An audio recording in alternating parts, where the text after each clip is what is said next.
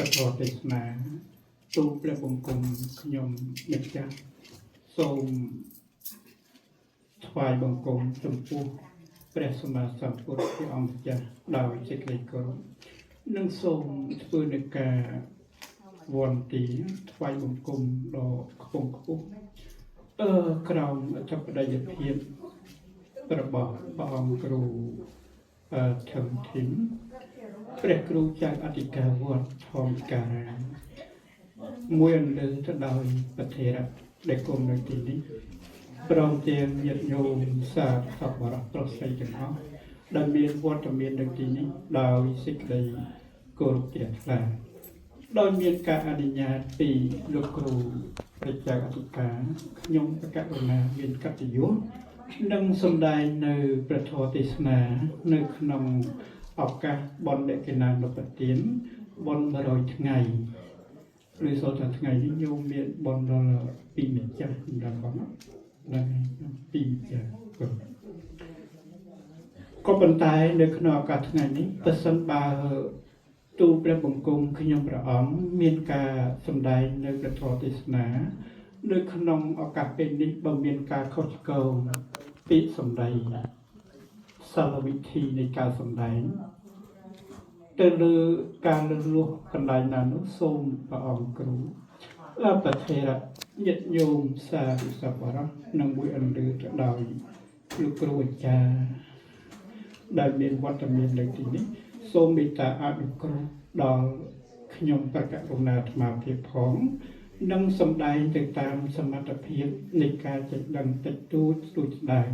មិនឲ្យឃ្លាតឆ្ងាយអំពីធម៌របស់ព្រះសម្មាសម្ពុទ្ធដោយសេចក្តីអនុគ្រោះសូមប្រគេនពរនិងចម្រើនពរนะโมตัสสะภะคะวะโตอะระหะโต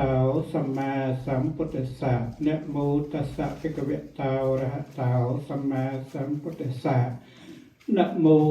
ปរីកិរិយានមស្ការមេនេះខ្ញុំប្រកាសរុណាអធុចូលមានតាសភគវតោដល់សម្រាប់ព្រះដ៏ទ្រង់មានសម្មាសម្ពុទ្ធសាសនាព្រះអង្គទ្រង់ត្រាស់ដឹងនៅពធដ៏ប្រពៃដោយព្រះអង្គឯងទ្រង់ចែកធម៌ដល់សព្វសត្វទាំងឡាយខ្ញុំប្រកាសរុណាសូមក្រាបថ្វាយបង្គំនៅព្រះសង្ឃសាវកទាំងពីរគឺព្រះអរិយសង្ឃនិងព្រះសម្មាសម្ពុទ្ធដោយសង្ឃាបែបខ្លីតែប៉ុណ្ណេះតដនន្តរង្គធម្មទេសនាបន្តអំពីវត្តមស្ការនេះទៅខ្ញុំប្រកាសរុណាអាត្មាភាពនិងសម្ដែងពធទេសនាអំពីបុណ្យដេកេណានុបទាន100ថ្ងៃដែលមានម្ចាស់ដើមបុណ្យរហូតដល់2ម្ចាស់ចម្រើនពរ2ម្ចាស់រើមក10:45នាទីខ្ញុំចម្រើនពរគួរចាថាដាក់កំហិតថាម៉ោង11:05នាទីចឹងចាប់ធម្មទេសនាខ្ញុំណាចម្រើនបើសិនបើពធខ្លីយ៉ាងណាឬក៏មិនអស់សេចក្តីយ៉ាងណាសូមយក20ទុកដល់អង្គខ្ញុំករុណាអាត្មាភាពផងចម្រើនពរណាបាទទី1គឺញោមម្ចាស់ទានប្រធានដើមបុណ្យគឺញោមដែលមានអ្នកផ្ដាំបុណ្យគឺក្រោមអធិបតីភាពរបស់អ្នកស្រីជុំរានីណាបងណាហ្នឹងហើយបងអ្នកស្រីជុំរានីជាកូនស្រីនិងលោកសកំហៈព្រមទាំងកូនចៅលោកសប៊ុនរេតនិងអ្នកស្រីសៀវឆៃយ៉ាព្រមទាំងចៅទួតលោកសរតនាព្រមទាំងចៅទួតលោកសវិរៈលោកសដាលីចម្រើនពរនេះម្ចាស់ដើមបុណ្យទី1ម្ចាស់ដើមបុណ្យទី2គឺញោមក្រមអធិបតីភាពនៃម្ចាស់ដើមបុណ្យទី2គឺញោមឧបាសក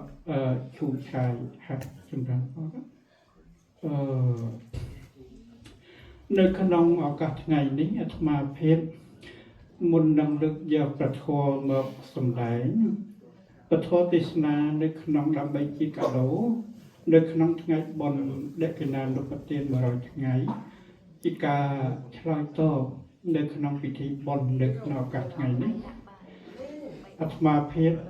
នឹងលើកយកនៅវត្ថុធម៌4យ៉ាងចម្រើនពរមកសម្ដែងពធទេសនានៅក្នុងឱកាសថ្ងៃនេះចែកជូនដល់ព្រះអង្គគ្រូប្រធេរៈនុធេរៈ អស់លោកអ្នកសាធុសពរផងទាំងឡាយមុននឹងវុទ្ធិធម៌គឺ4យ៉ាងនោះគឺទី1សព្វពុរិសោប្រសង្ឃសេវៈគឺខ្សែគប់លោកអ្នកសពរៈដែលមាន